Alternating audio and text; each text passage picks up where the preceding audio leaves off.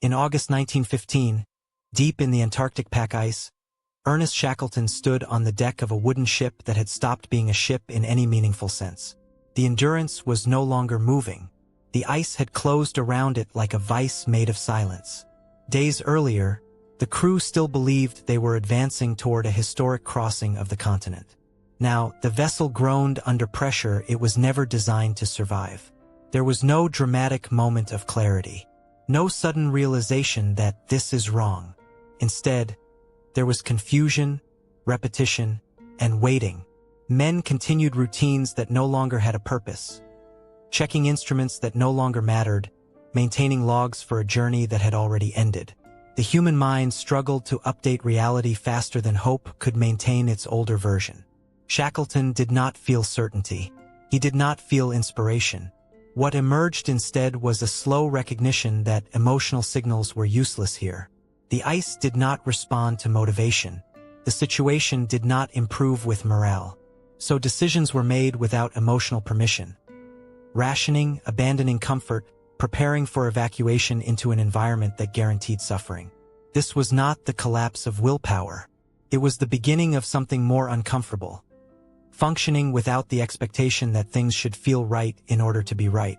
And in that frozen stillness, a question begins to form that extends far beyond Antarctica, far beyond survival, and into the structure of every difficult decision a human ever makes.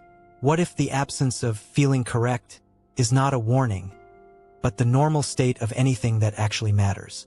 Years later, in a modern training facility, firefighters are placed inside controlled burn structures designed to replicate collapsing buildings. The conditions are real enough to trigger instinct, but artificial enough to ensure survival. Inside these simulations, new recruits often experience a consistent pattern. Their internal expectations break faster than the environment does. Before entering, most believe competence will feel like confidence. That certainty will arrive alongside skill. But inside the structure, smoke removes orientation. Heat distorts time. Instructions become fragmented under pressure. Even simple tasks feel misaligned with internal expectations of how being ready should feel. What surprises instructors is not panic, but hesitation born from expectation. Trainees repeatedly stop not because they lack knowledge, but because they expect clarity to accompany correctness. When clarity does not appear, doubt fills the gap. Over time, something shifts. The same individuals begin to act without waiting for emotional confirmation. They move through smoke not because they feel ready, but because waiting for readiness produces worse outcomes than imperfect action. The lesson is not comfort. It is not mastery. It is exposure to the gap between what competence feels like in imagination and what it feels like in reality. And that gap reveals a deeper pattern that extends beyond emergency response. It appears wherever humans attempt to measure correctness through internal emotional signals that were never designed for complex environments. The question becomes sharper here because the stakes are immediate, physical, undeniable. If clarity disappears under pressure and hesitation grows from expectation rather than incapacity, what exactly are you waiting for when you say you are not ready yet? In a university research setting, participants once sat in front of a simple task that looked deceptively predictable. The instructions were clear. The environment was controlled. The expectation was that clarity of thinking would naturally align with correct performance. But as the task progressed, something subtle emerged. Participants began to doubt not the instructions, but themselves. When outcomes did not match intuition, they assumed internal error rather than external complexity. The mind defaulted to self-judgment instead of system analysis.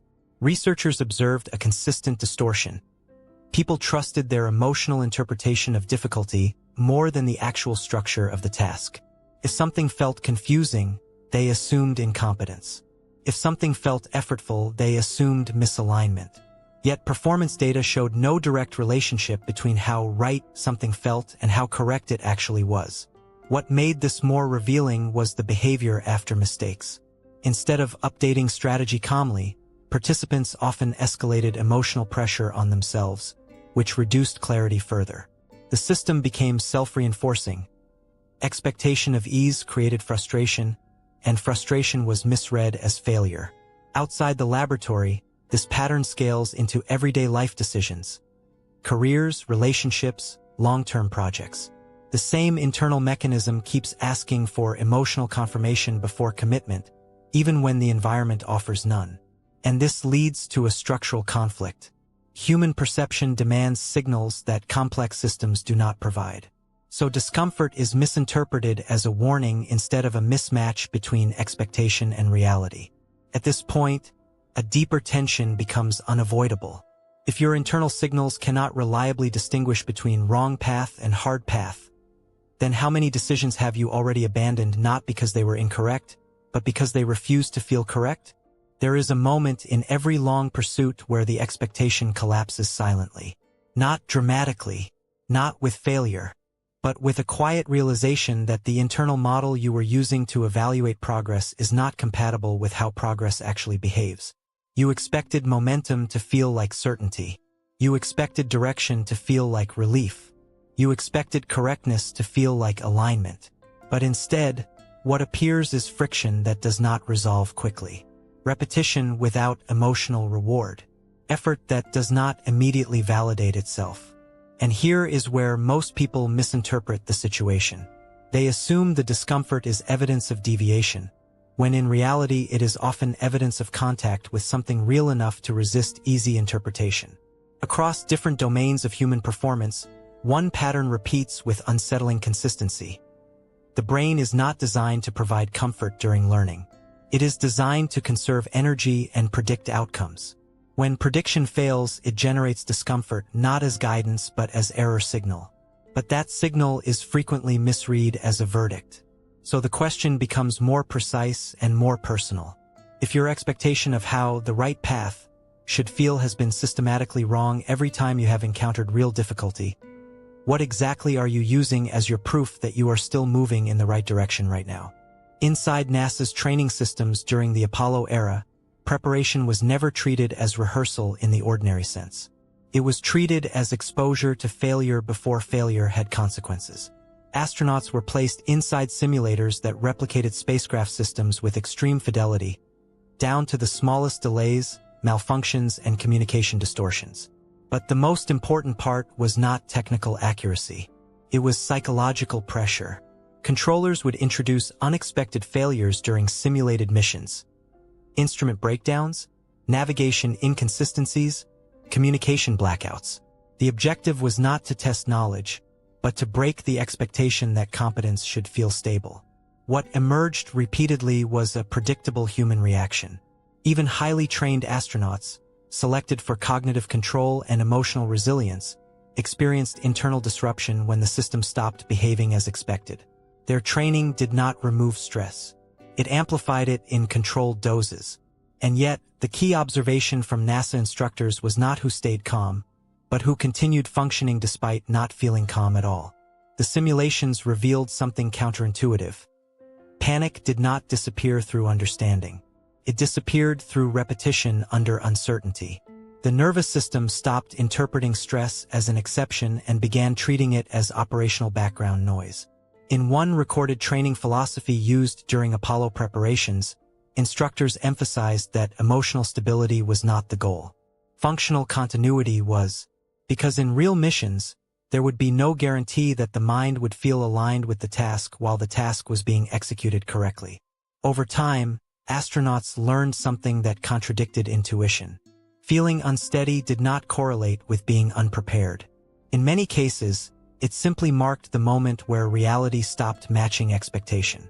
And once that gap becomes familiar, another realization begins to surface, one that quietly undermines the idea that emotional discomfort is a reliable indicator of direction at all. The simulation environment was designed to compress reality into a space where reaction mattered more than reflection. Time was intentionally distorted through cascading failures. A single incorrect interpretation of data could escalate into a chain of procedural consequences. What made these exercises psychologically revealing was not the presence of stress, but the absence of resolution. There was no external reassurance that things were still under control. The system was built to remove the comfort of certainty entirely. Astronauts reported a consistent internal conflict during these scenarios.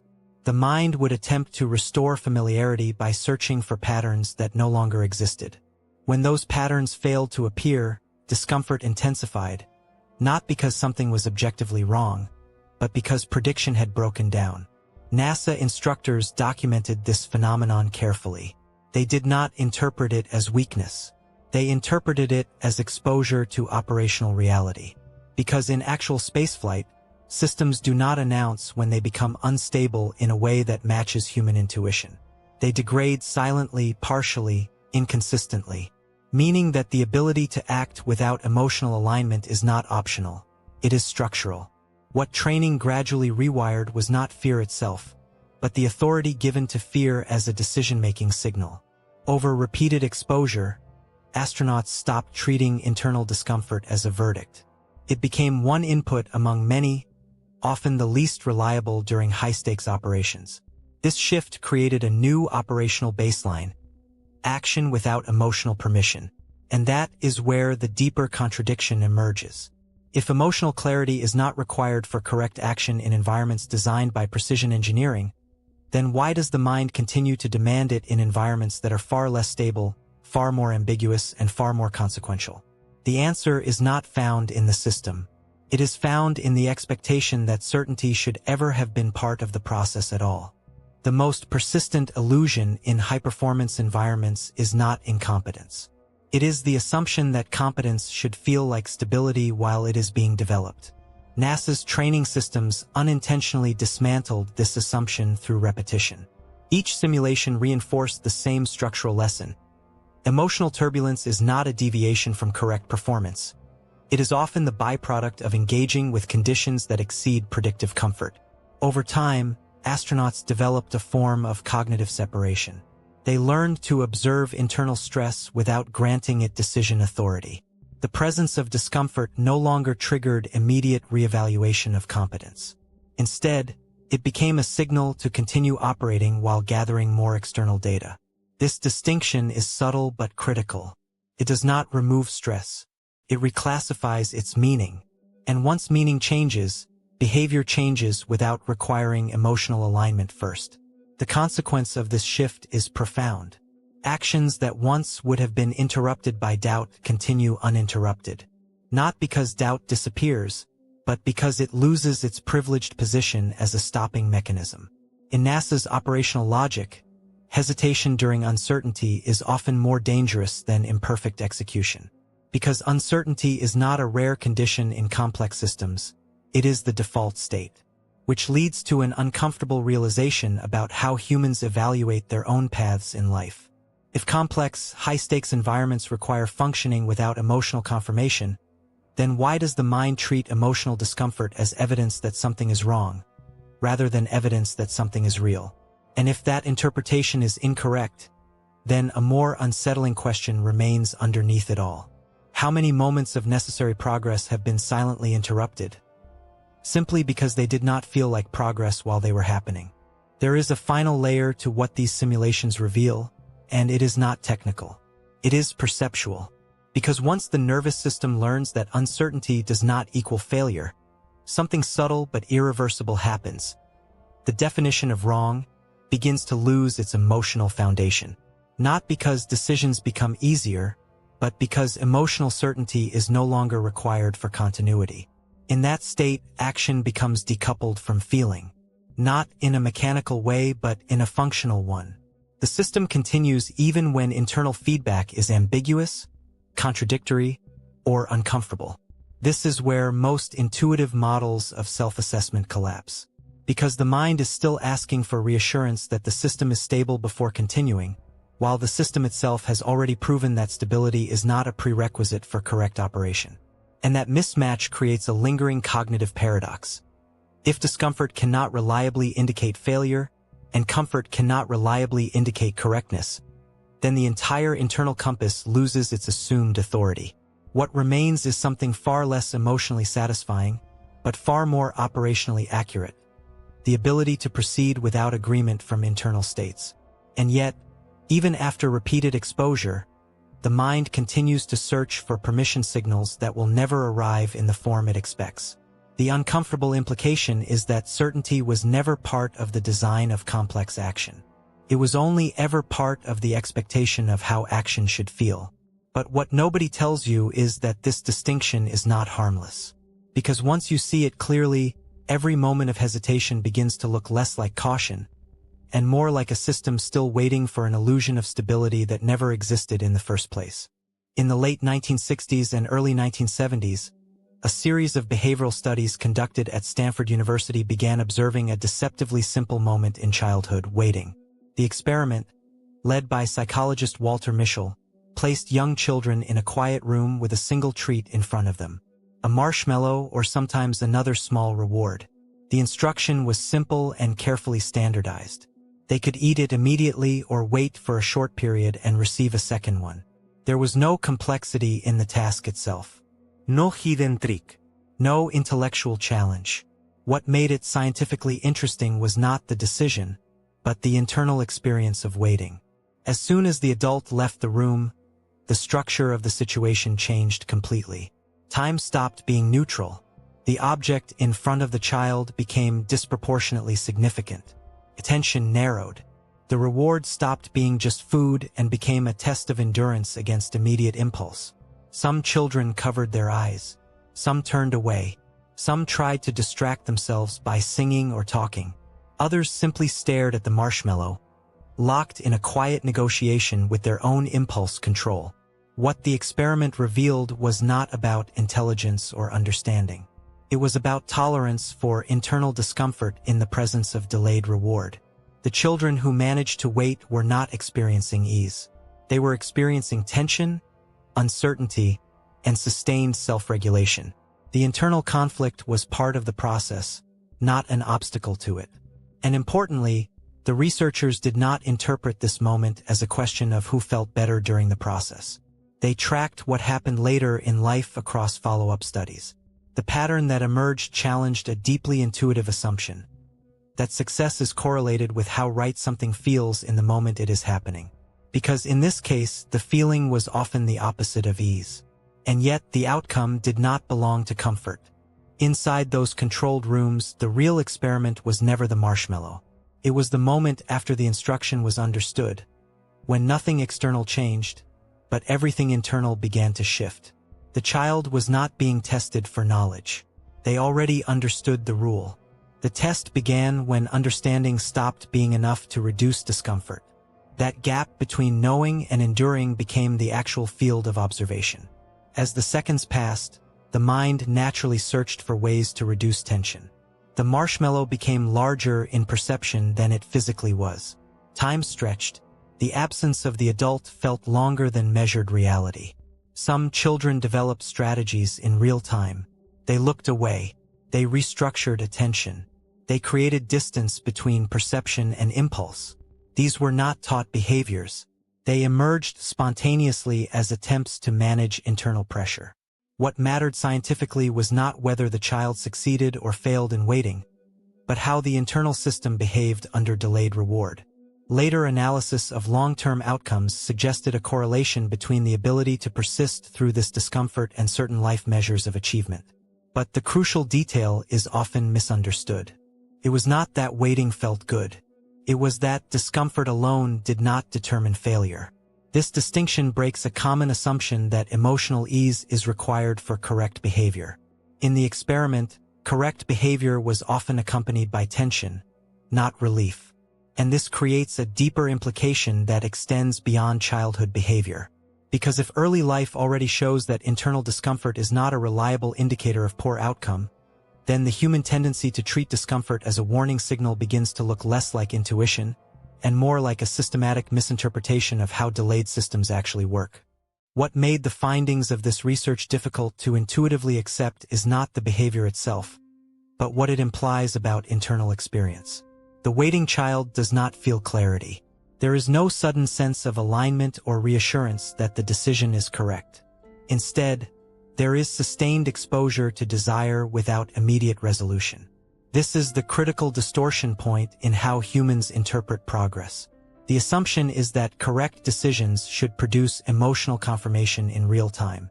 But in the conditions being observed, the opposite is often true. Correct decisions require the ability to tolerate the absence of emotional confirmation. The child who waits is not rewarded internally during the act of waiting. The reward exists in a delayed structure that does not provide feedback during the process itself, and that creates a separation between experience and outcome that most intuitive decision-making systems are not designed to handle. Because the mind prefers immediate correlation. If something is right, it should feel right now. If something is wrong, it should feel wrong now. But the structure of delayed reward violates that expectation completely. This is why the experiment became so influential. It did not just describe self-control. It exposed the instability of using immediate emotional feedback as a reliable guide for long-term outcomes. And once that instability becomes visible, a deeper question appears underneath it. If discomfort does not reliably indicate failure, and ease does not reliably indicate correctness, then what exactly is being measured when a person decides to stop, just because it does not feel right in the moment? The deeper contradiction revealed by this study is not about children or snacks or laboratory conditions. It is about how human perception assigns meaning to internal discomfort. The immediate instinct is to treat discomfort as evidence of error, and ease as evidence of correctness. But the structure observed in delayed reward systems undermines that logic entirely. Because what the experiment shows, repeatedly and without exception, is that the moment of greatest internal tension is often the exact moment where the decision is structurally correct, even though it feels subjectively unstable. This creates a fundamental misalignment between experience and outcome. And in real life, unlike the laboratory, there is no researcher present to explain which discomfort is meaningful and which is not. There is only interpretation, continuous, automatic, and often incorrect interpretation. So the mind builds shortcuts. It learns to exit discomfort early to restore emotional equilibrium. It mistakes relief for correctness. It mistakes tension for failure. But the delayed reward structure does not validate that interpretation. It rewards persistence through discomfort, not avoidance of it.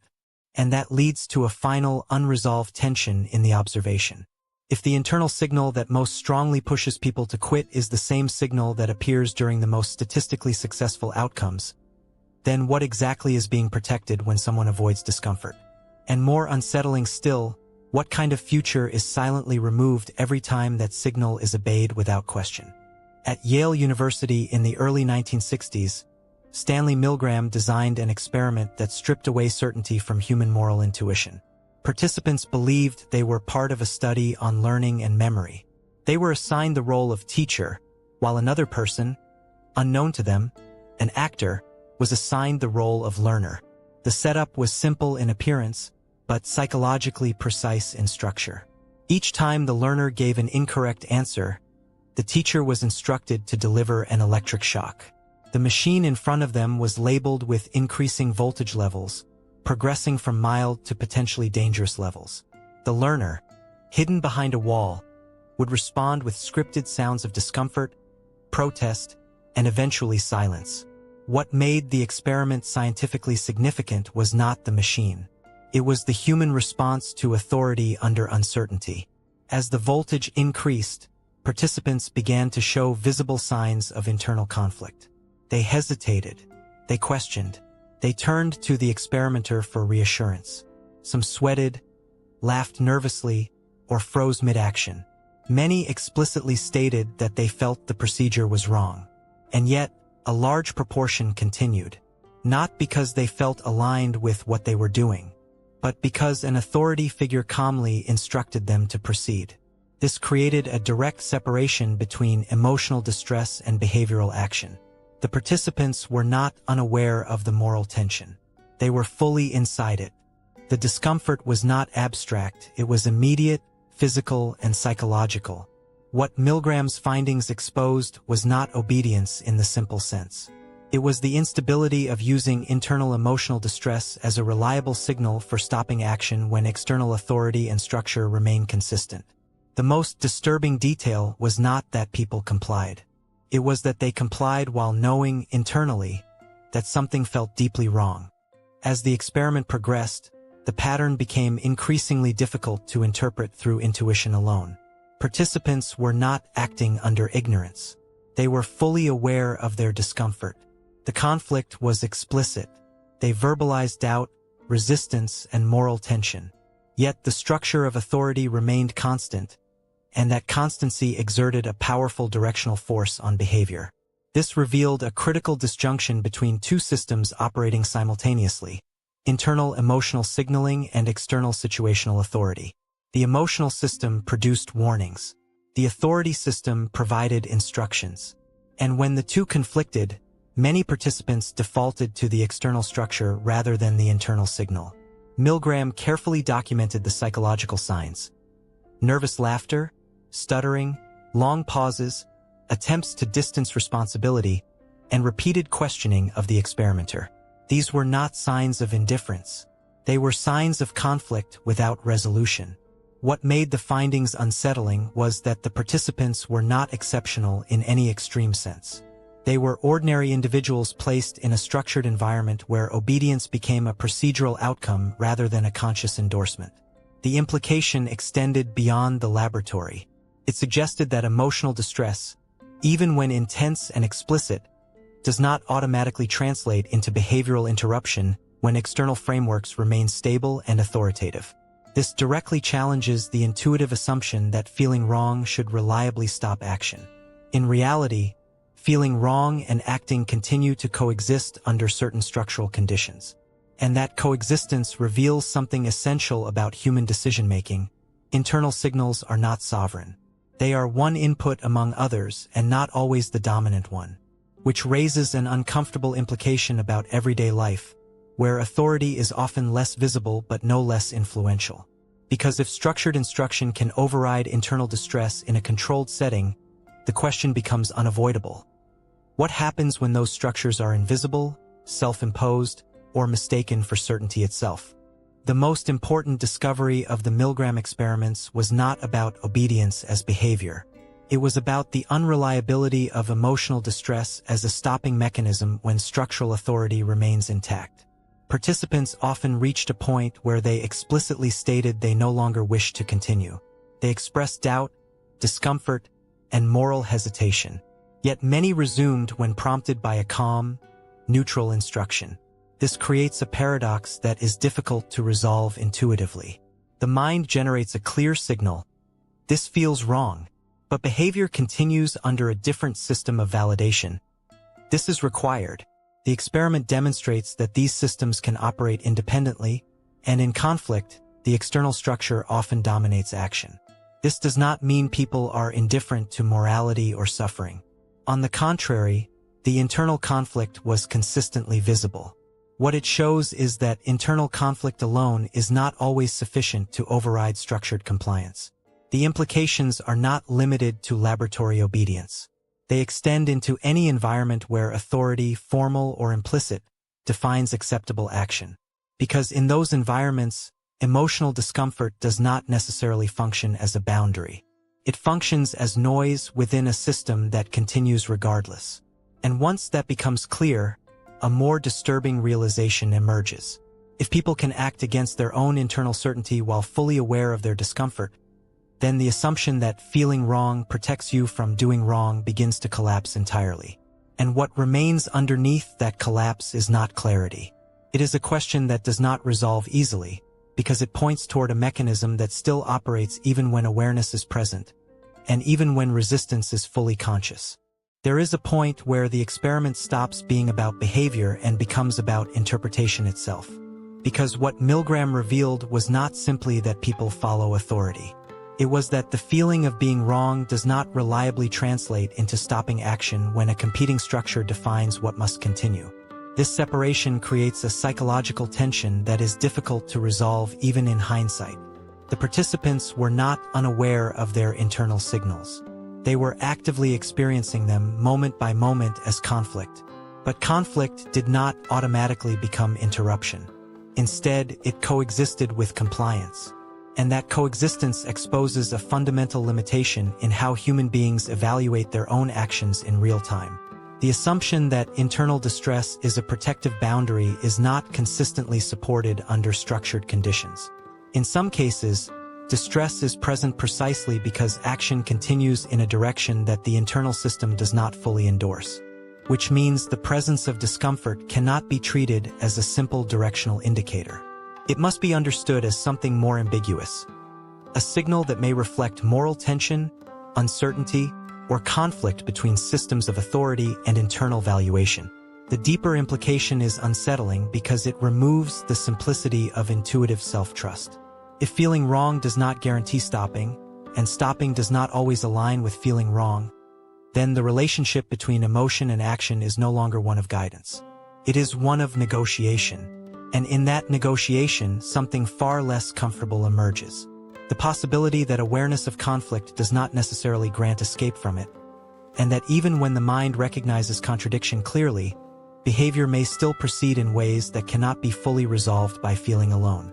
In 1971, at Stanford University, a simulated prison was constructed in the basement of the psychology department. It was not designed to resemble fiction. It was designed to resemble systems already present in society, stripped down to their psychological components.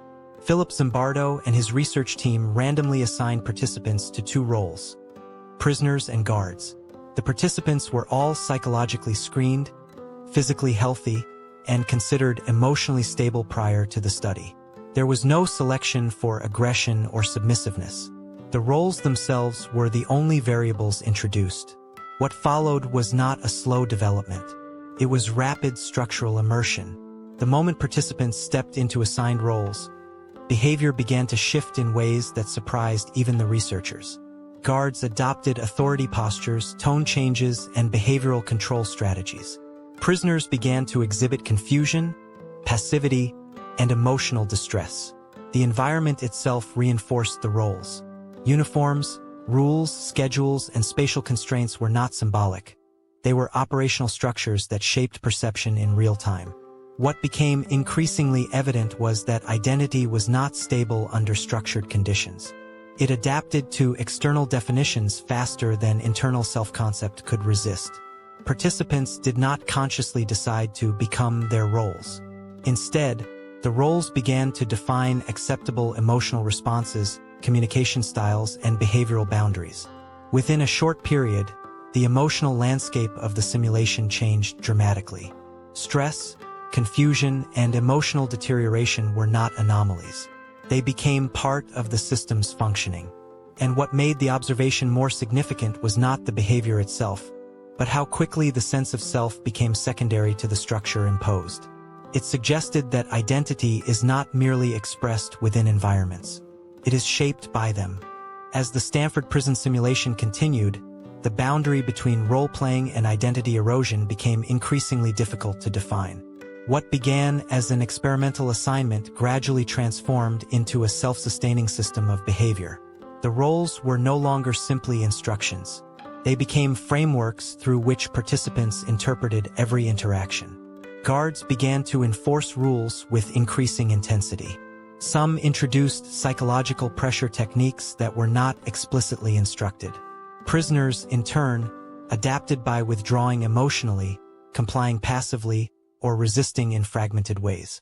The environment did not need to escalate externally. It escalated internally through reinforcement loops between behavior and expectation. One of the most critical observations was how quickly discomfort became normalized within the structure.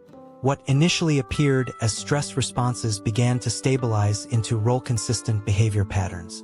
Participants reported confusion about their own reactions. Some expressed surprise at how quickly they were behaving in ways they did not anticipate prior to the experiment. This gap between prior identity and present behavior became one of the central psychological phenomena under observation. Zimbardo himself became involved in the system as an overseeing authority figure, further blurring the boundary between observation and participation. This shift intensified the structural immersion, reducing external psychological distance. The key finding was not that people acted differently under roles, but that identity itself appeared contingent on situational architecture. When external structure is stable and immersive, internal self-concept becomes adaptive rather than authoritative. And this adaptation can occur without conscious decision-making, which leads to a deeper implication that extends beyond controlled environments. If identity can shift rapidly under structured conditions without explicit consent or awareness, then the assumption that the self is a stable reference point begins to weaken significantly. And once that assumption weakens, a more unsettling possibility emerges beneath it. The most unsettling aspect of the Stanford Prison Experiment was not the emergence of harsh behavior, but the speed at which internal identity aligned with external structure. Participants did not need long periods of conditioning. The environment itself provided enough cues to reorganize behavior and perception almost immediately. Clothing, spatial division, and assigned authority roles acted as constant reinforcement mechanisms. What emerged was a feedback loop. Behavior influenced identity, and identity reinforced behavior. Once this loop stabilized, individual choice became less visible as an independent force. Actions appeared less like decisions and more like expressions of role-consistent expectations. This does not mean participants lost awareness entirely. Many retained reflection and confusion about what they were doing. But awareness did not necessarily translate into behavioral change once the structural system was in place. The study revealed how powerful situational frameworks can be in shaping not just actions, but the interpretation of those actions. A guard's behavior felt appropriate within the structure, even when it conflicted with prior personal identity. A prisoner's emotional response felt expected within the same system, even when it contradicted their baseline personality. This mismatch between internal identity and external structure created sustained psychological tension, but that tension did not automatically disrupt the system. Instead, it became part of it. And this is where the deeper implication begins to surface. If structured environments can redefine identity faster than individuals can stabilize their sense of self, then the assumption that discomfort signals misalignment becomes unreliable in a new way. Because in some cases, discomfort is not a warning of being off path. It is the feeling of identity being rewritten while still believing it is intact. And that raises a question that does not resolve easily. If the self can be reshaped by structure without clear awareness, then what exactly is making the decision when you believe it is you choosing at all? There is a final stage of observation within the Stanford prison simulation that cannot be reduced to behavior alone. It is the realization that structure does not merely influence identity. It can temporarily replace it as the dominant organizing force of experience.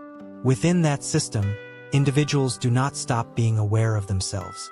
Instead, their awareness becomes filtered through the logic of the role they occupy. The self is still present, but it is no longer the primary reference point for action. This creates a split condition. One part of experience continues to register personal discomfort, confusion, or resistance. Another part continues executing behavior that the structure reinforces as appropriate. These two systems coexist without immediate resolution. And that coexistence is where the most difficult implication emerges. Because if identity can be reorganized so quickly that internal resistance does not immediately restore previous behavior patterns, then the stability of the self is no longer guaranteed by awareness alone. In structured environments, meaning is not only interpreted. It is imposed, reinforced, and normalized until it begins to feel internal rather than external. This is why participants could feel distress while still acting in alignment with the role. The feeling of wrongness did not interrupt the system. It existed inside it. And once that becomes clear, the assumption that identity protects behavior begins to collapse. Because the system does not wait for permission from the self to continue operating. And what remains unresolved is a deeper uncertainty that the experiment never fully answers. If identity can be overwritten while still feeling continuous, then where exactly does the boundary lie between what is you and what has simply been structured into you without resistance strong enough to stop it? In studies of expert performance conducted by K. Anders Ericsson and colleagues, violinists at a leading music academy were observed over extended periods of practice and development. The focus was not on talent as an abstract trait, but on how expertise is actually built through repeated, structured effort. What emerged from these observations challenged a common assumption. that improvement should feel increasingly natural as skill develops. Instead, the most advanced performers consistently engaged in what Erickson defined as deliberate practice. This form of practice was not casual repetition. It was targeted, demanding, and often uncomfortable. Violinists spent hours isolating extremely specific technical passages, repeating them slowly, correcting minute errors, and maintaining intense concentration on aspects of performance that did not produce immediate musical satisfaction. What was striking was the emotional texture of this process. Deliberate practice was rarely described as enjoyable in the moment. It required sustained attention to mistakes, inefficiencies, and areas of weakness that resisted easy improvement. Yet this discomfort was not a side effect. It was part of the mechanism. Researchers observed that the highest levels of achievement were not associated with practice that felt naturally motivating at all times, but with the ability to remain engaged in effortful improvement despite low immediate reward. The violinists were not guided by the feeling of progress. In many cases, the feeling was the opposite: slow, repetitive, and cognitively demanding. And yet, over time, this accumulation of structured difficulty produced mastery that appeared effortless from the outside. What this reveals is a disconnect between the experience of learning and the appearance of skill. And within that disconnect lies a deeper implication about how humans misinterpret the emotional texture of effort as a signal of whether they are advancing or simply struggling without direction. In Erickson's research on expert performance, one of the most consistent findings was that improvement is rarely experienced as satisfying in real time. Instead, it is often marked by inefficiency, repetition, and cognitive strain that feels disproportionate to perceived progress. This creates a natural tension between subjective experience and objective development. The violinists who reached elite levels did not report relying on moments of inspiration during practice. Inspiration, when it occurred, was not the primary driver of improvement. Structured engagement with weaknesses was. Deliberate practice required a specific psychological orientation, the willingness to repeatedly confront failure in controlled conditions. Each repetition was a correction attempt, not a performance in itself. Over time, this process reshaped technical ability, but it did not necessarily reshape the immediate feeling of practice becoming easier. In many cases, the difficulty persisted, even as skill increased. This disconnect is crucial. It means that the internal experience of effort is not a reliable indicator of developmental trajectory. What feels inefficient may be exactly what produces efficiency later. What feels slow may be structurally necessary for speed to emerge in the future. The researchers emphasized that experts are not those who avoid discomfort, but those who structure it in ways that produce measurable improvement. And this leads to a contradiction that becomes increasingly difficult to ignore. If mastery requires sustained engagement with tasks that do not feel rewarding in the moment, then the emotional expectation of "this should feel good if it is right" becomes fundamentally misleading. Because in this system, correctness is not immediately experienced as comfort. It is often experienced as strain that only later resolves into capability. Across the observed cases, one pattern became increasingly clear. Elite performance is built in conditions that do not feel intuitively rewarding while they are happening. This creates a persistent psychological mismatch. The mind expects feedback that confirms progress through positive emotional reinforcement. But deliberate practice often provides the opposite feedback: friction, error detection, and sustained correction. Erickson's framework does not suggest that discomfort itself produces mastery. Rather, it identifies discomfort as a necessary byproduct of targeted improvement. Because improvement requires identifying what is not working and repeatedly engaging with it until it changes. That process is inherently resistant to immediate satisfaction. What separates experts from non-experts is not the absence of frustration, but the ability to continue working within it without interpreting it as a signal to stop. This reframes the emotional experience of practice. Difficulty is not a sign of misalignment.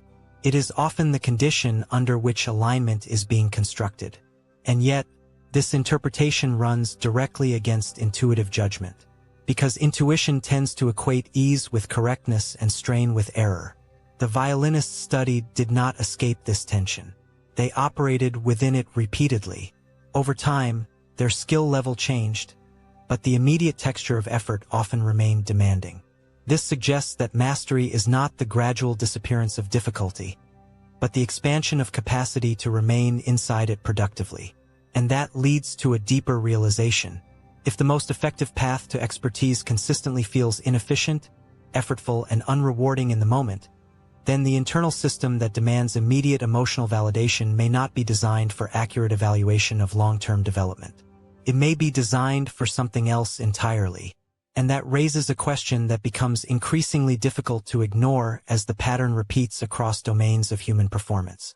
The final implication emerging from Erikson's observations is not about music, but about interpretation of effort itself. If mastery is consistently built through processes that feel inefficient, effortful, and unrewarding in the moment, then the emotional signal of "this feels wrong" loses its reliability as a guide for progress. Because what feels wrong in the short term may be exactly what is required for long-term transformation. And what feels right in the short term may simply reflect comfort with existing limitations. This creates a structural inversion of intuition. The mind is optimized to minimize immediate discomfort, but expertise is often built by sustained exposure to precisely that discomfort under structured conditions. Which means that the emotional experience of practice cannot be treated as a direct map of its effectiveness. Instead, it becomes something more ambiguous, a fluctuating signal that must be interpreted within a longer temporal frame. And this interpretation is not automatic. It must be learned. Without it, the system defaults to premature abandonment of processes that are working but do not yet feel like they are working. This is where the central tension becomes unavoidable. If the most reliable path to mastery repeatedly feels like inefficiency in the moment, then the question is no longer whether discomfort means failure. The question becomes why the mind insists on treating immediate comfort as proof of correctness in systems that only reveal correctness over time. And once that question is fully visible, another one begins to form underneath it, one that challenges not just how effort is evaluated, but who is making the evaluation in the first place when the experience of you is not yet aligned with the outcome being built. During the Vietnam War, Rear Admiral James Stockdale was shot down over North Vietnam in 1965 and became a prisoner of war for more than 7 years. His captivity was not defined by a single continuous trauma, but by a prolonged environment of uncertainty, isolation, and psychological pressure. There was no clear timeline, no reliable information about release, and no stable expectation of external rescue. What Stockdale later described was not simply endurance of physical conditions, but the necessity of operating without emotional certainty. Hope, in the conventional sense, became unreliable. Despair equally became dangerous.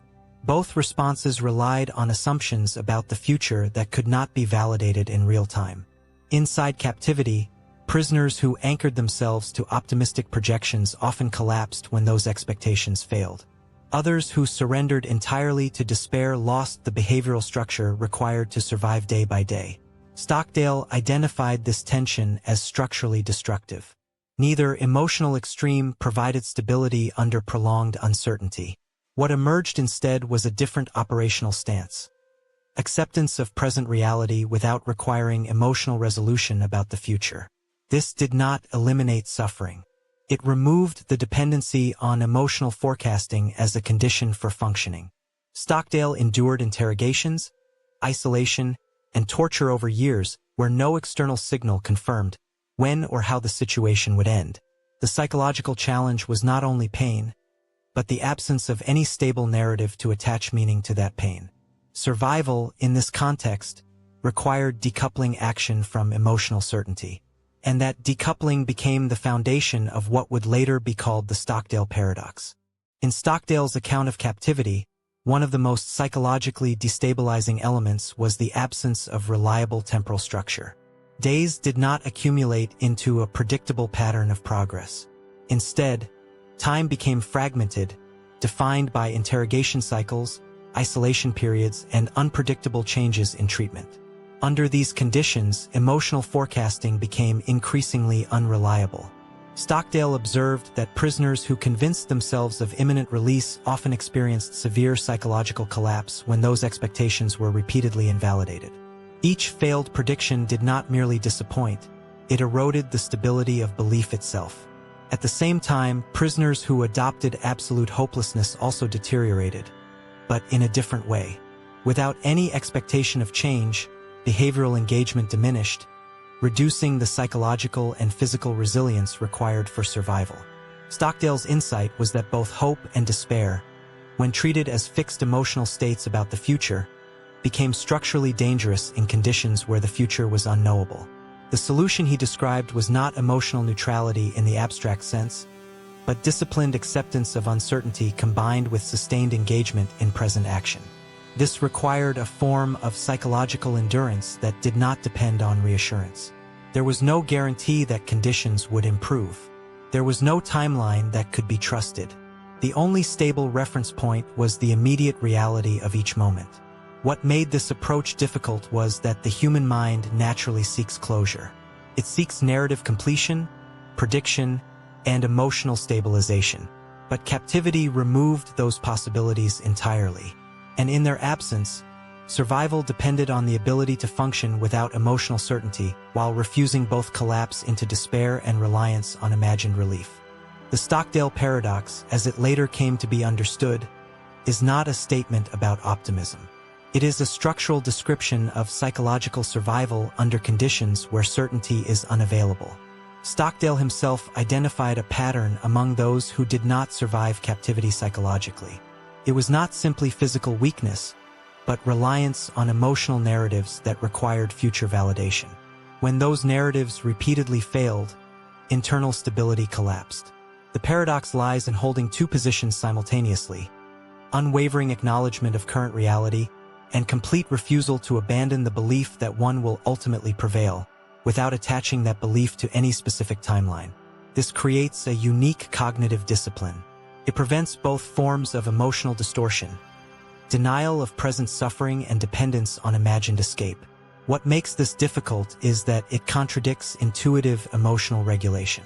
The mind prefers either hope or despair because both provide closure. Uncertainty without closure requires sustained cognitive and emotional load. Stockdale's endurance demonstrated that psychological survival in extreme environments is not about reducing discomfort, but about removing the requirement that discomfort be resolved before action continues.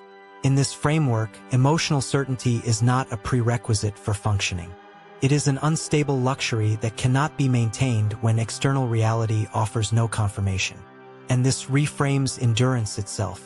Endurance is not the absence of psychological strain. It is the capacity to remain operational while that strain provides no clear answer. Which leads to a more uncomfortable implication about how humans typically evaluate their own readiness to continue under pressure. Because if survival depends on functioning without certainty, then the expectation that one should feel stable before acting may itself be incompatible with the conditions where resilience is actually required. Within extreme environments like captivity, the most destabilizing factor is not always physical suffering, but the collapse of predictable emotional reference points. Stockdale's experience illustrates that when external certainty disappears, internal emotional systems attempt to fill the gap with projection. But projection without reliable feedback becomes a source of repeated instability. Hope becomes fragile when it demands confirmation. Despair becomes limiting when it removes the possibility of action. Between these two poles, there exists a narrow operational space where survival becomes possible. That space requires continuous adjustment without emotional resolution. Stockdale's formulation does not eliminate uncertainty. It restructures the relationship to it. Instead of treating uncertainty as something to be solved emotionally, it becomes the baseline condition under which behavior must remain functional.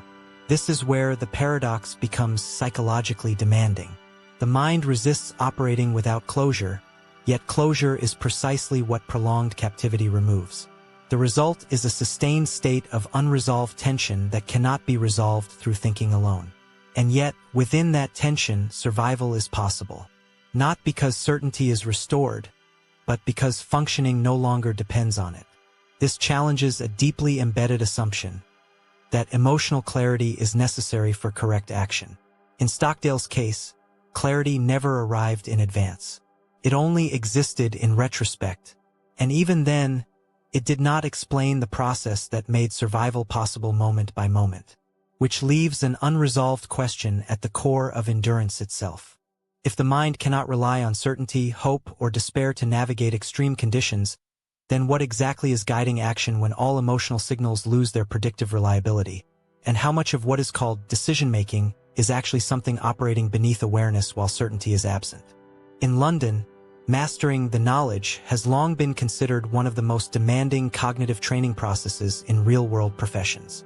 To become a licensed black cab driver, candidates must memorize thousands of streets, routes, landmarks, and optimal navigation paths across the city.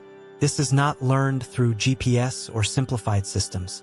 It is learned through direct, internalized spatial mapping of London itself.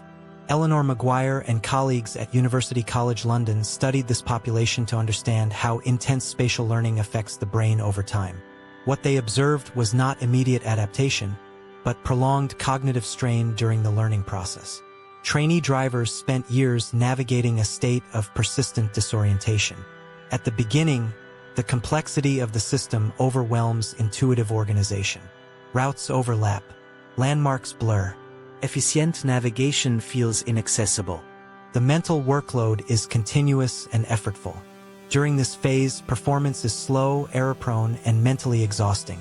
There is no immediate sense of mastery emerging from the process.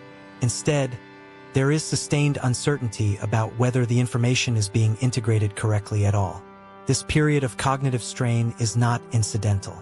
It is structurally necessary, because the brain is not yet operating with an internal map. It is actively constructing one under conditions of overload. What makes this process scientifically significant is that the disorientation is not a sign of failure. It is the condition under which structural learning is occurring.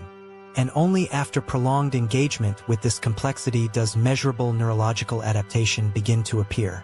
As trainees continued through the knowledge, researchers observed a consistent phase of sustained cognitive disorganization before any sign of internal mapping efficiency emerged. During this period, learners did not experience incremental clarity. Instead, they experienced repeated cycles of confusion when attempting to integrate spatial relationships across different regions of London. Each attempt to mentally traverse routes required active reconstruction rather than retrieval. This meant that even familiar journeys had to be reassembled in real time, placing significant demands on working memory and spatial reasoning. The experience was not linear improvement. It was repeated confrontation with complexity that resisted simplification. Eleanor Maguire's work, particularly using structural brain imaging, later showed that individuals who completed this training exhibited measurable differences in hippocampal structure compared to control subjects. The hippocampus is a region associated with spatial memory and navigation. However, these structural changes did not appear at the beginning of training. They emerged after extended periods of sustained cognitive effort. This distinction is critical. It indicates that neurological adaptation is not a prerequisite for performance during early stages, but a consequence of prolonged engagement with disorienting input. In practical terms, this means that the subjective experience of not understanding yet is not external to learning. It is part of the mechanism through which learning reorganizes internal structure. The trainees were not gradually moving from confusion to clarity in a smooth transition. They were operating within confusion as a stable training environment until the system internally reorganized. And during that entire period, there was no immediate signal confirming that progress was occurring at all. Only the continued engagement with complexity allowed the transformation to eventually become measurable. The findings from London taxi driver training reveal a fundamental mismatch between perceived progress and actual structural change in the brain. At the subjective level, early stages of learning are dominated by confusion, inefficiency, and a lack of coherent internal representation. At the objective level, however, this is precisely when the system is beginning to reorganize itself. This creates a critical disconnect. The absence of clarity does not indicate absence of learning.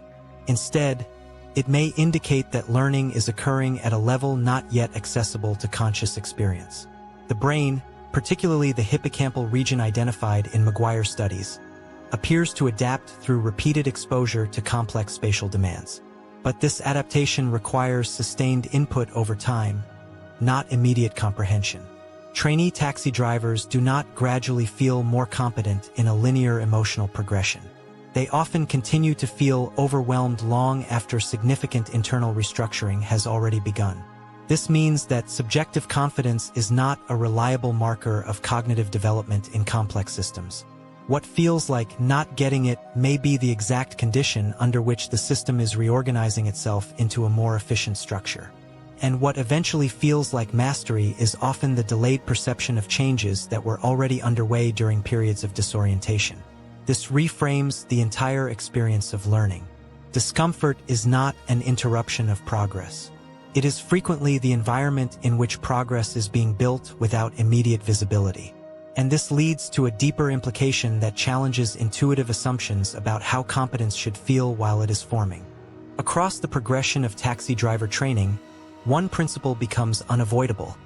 Complexity must be internalized before it becomes automatic. This internalization process does not feel like improvement in its early stages. It feels like overload. Yet it is precisely this overload that forces the brain to construct more efficient internal representations of space.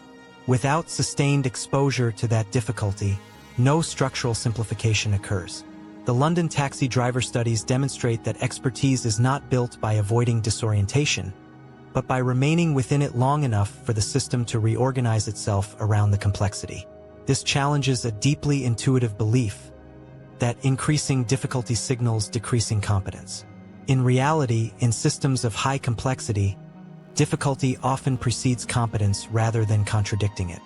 The hippocampal adaptations observed by Eleanor Maguire's team provide biological evidence that prolonged engagement with spatial complexity reshapes brain structure itself. But this reshaping is not experienced directly as it happens. It is only recognized later, when navigation becomes automatic and no longer requires conscious reconstruction. At that point, what once felt like overwhelming disorientation is reinterpreted as the necessary condition for developing mastery. And this reinterpretation is critical because it reveals how unreliable emotional experience is as a real-time indicator of cognitive transformation. The brain does not announce its own restructuring in a way that feels coherent while it is occurring. It only reveals the outcome after the system has already changed, which leads to an uncomfortable realization.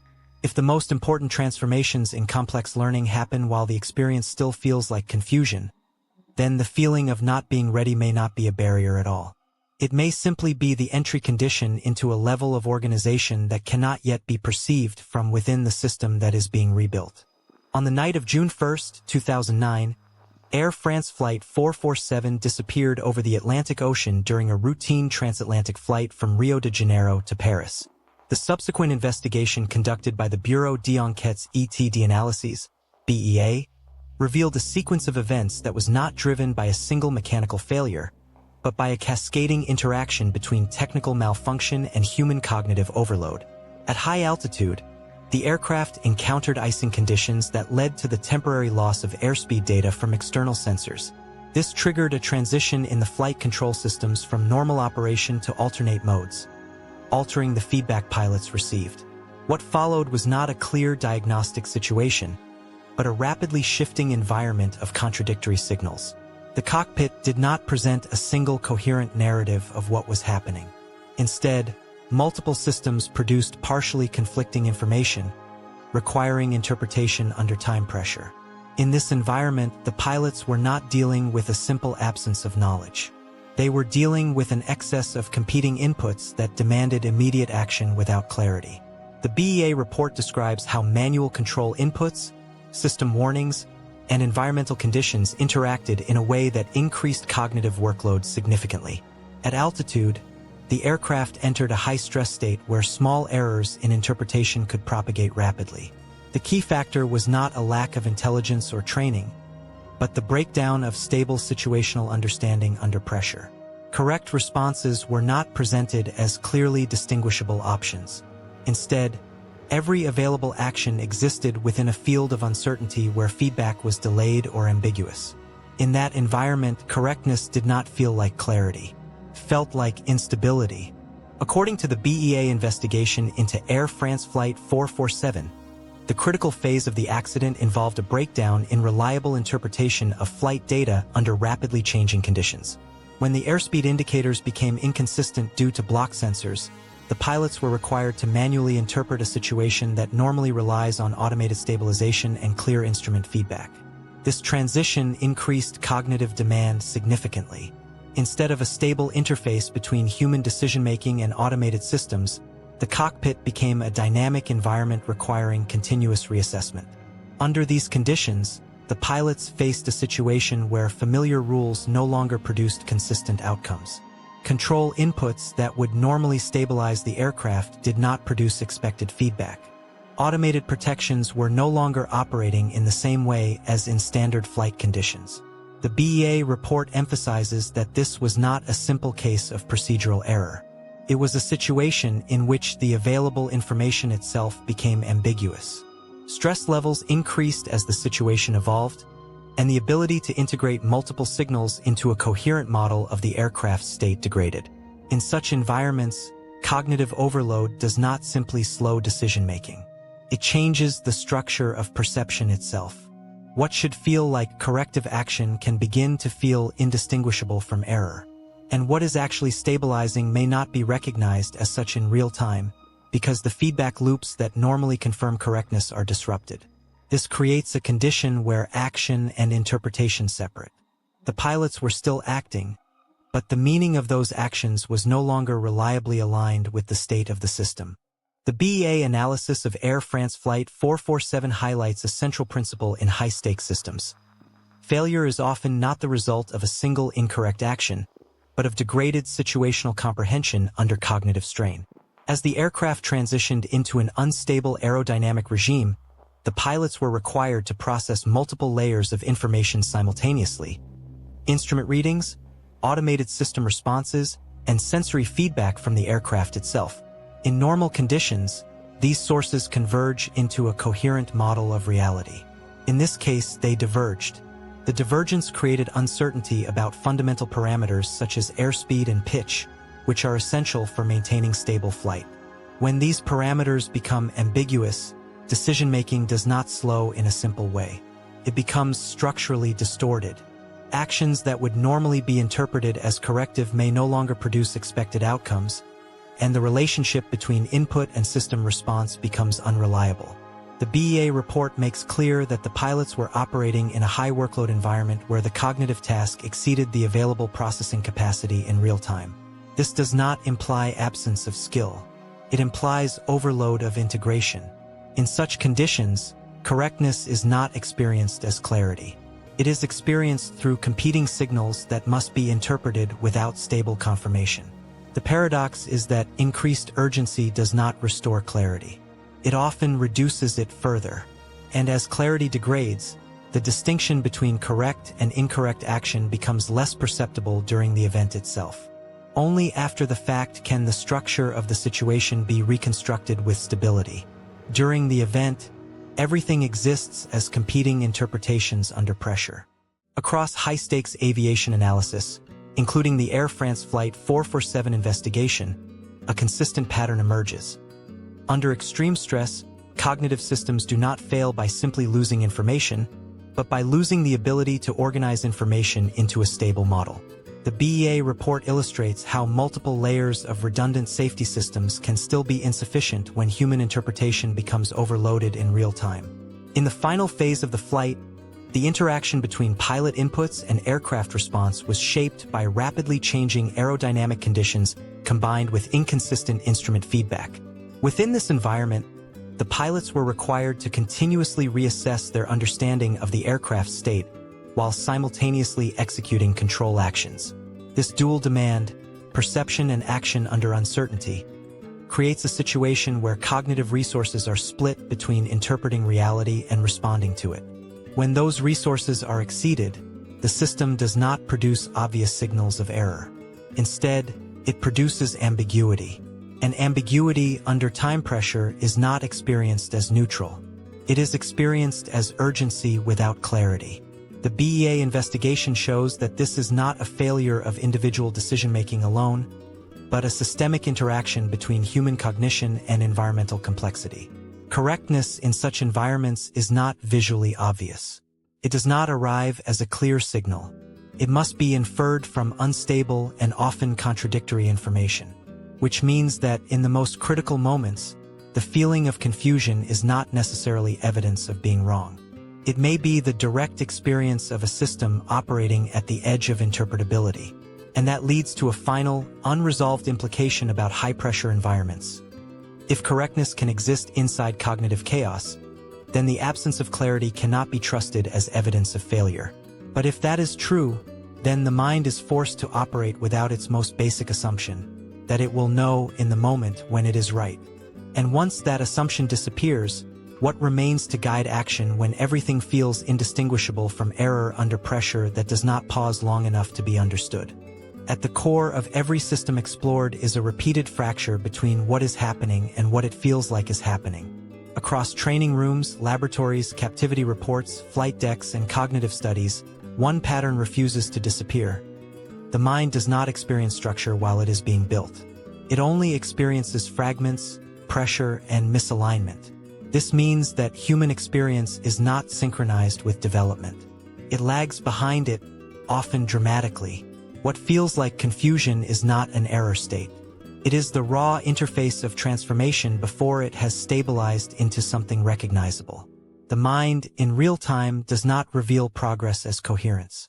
It reveals effort as disorder, and this creates a silent distortion in judgment, the assumption that internal clarity should match external validity. But systems that involve learning, adaptation, or survival under complexity do not operate in that alignment.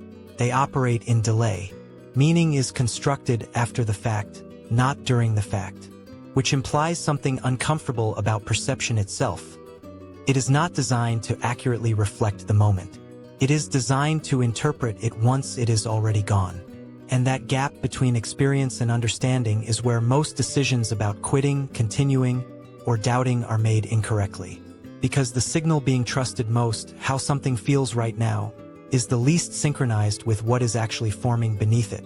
The system never announces itself while it is becoming something else. Under pressure, the mind attempts to restore certainty by accelerating interpretation. It tries to resolve ambiguity faster than ambiguity can be resolved. It forces premature meaning onto incomplete information because unresolved states are metabolically uncomfortable. This is why high-complexity environments feel like instability even when they are structurally coherent. The system is not failing to function. It is functioning faster than understanding can keep up. And in that mismatch, perception begins to mislabel signals. Effort becomes mistaken for misalignment. Delay becomes mistaken for error. Cognitive load becomes mistaken for incapacity. But none of these labels describe the system itself. They describe the limits of real-time interpretation.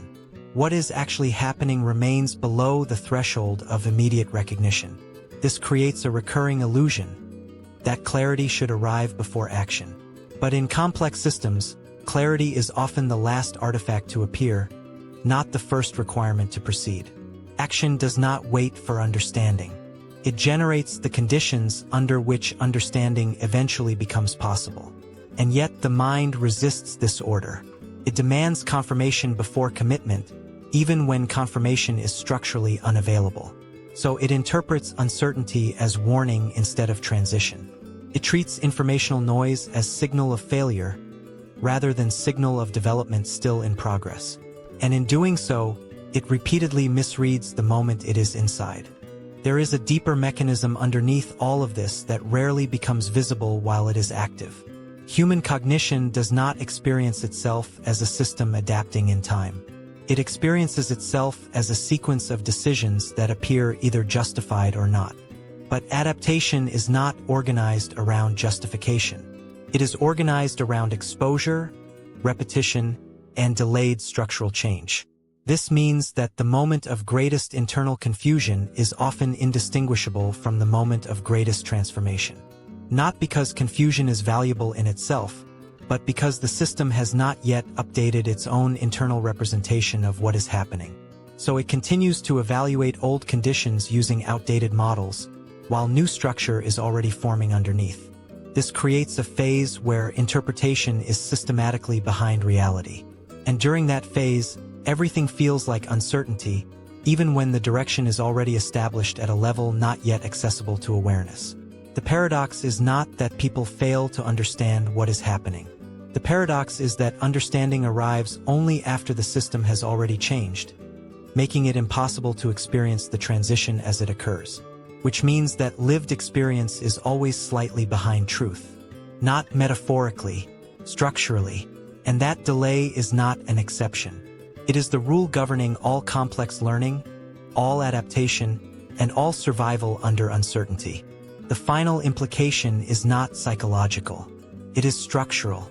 If perception is always delayed relative to what is actually forming, then the feeling of being wrong cannot be trusted as a diagnostic tool for direction.